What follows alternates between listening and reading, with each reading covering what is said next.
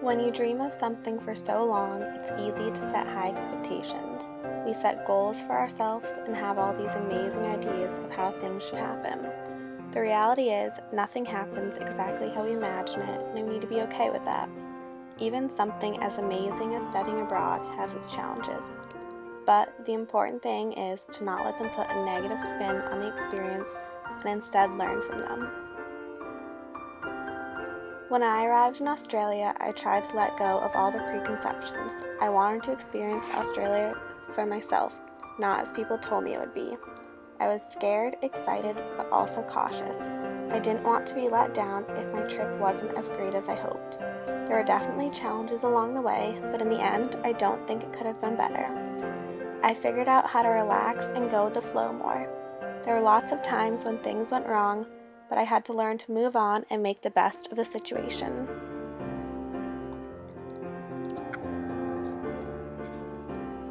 I thought I knew exactly what I wanted with my life before embarking on this adventure. Right out of high school, I committed to a 6.5-year dual degree program to become a physician assistant. Since then, working towards my degree has been my top priority.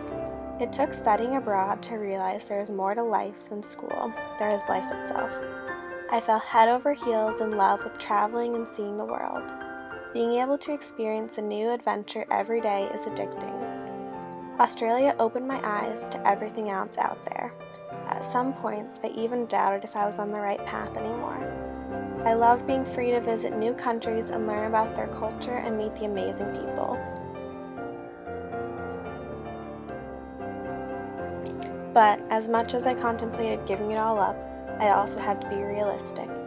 I'd buckle down and finish school so I could earn money to travel the world in the future.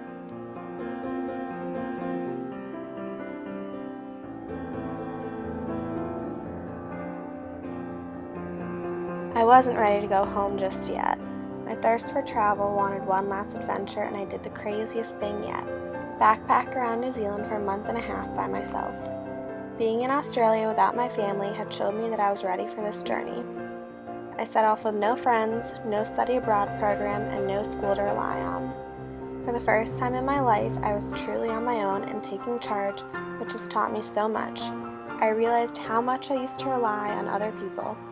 I was afraid to make decisions without consulting someone else, afraid of displeasing people, afraid of looking stupid because I was eating dinner by myself. Every day when I woke up in a new hostel surrounded by strangers, I was forced to face my fears. I made decisions on my own, spent time alone, and grew as a person. The best part, I was also able to branch out and make some amazing friends from all over the world. My trip's over, but don't worry, I've been bitten by the travel bug.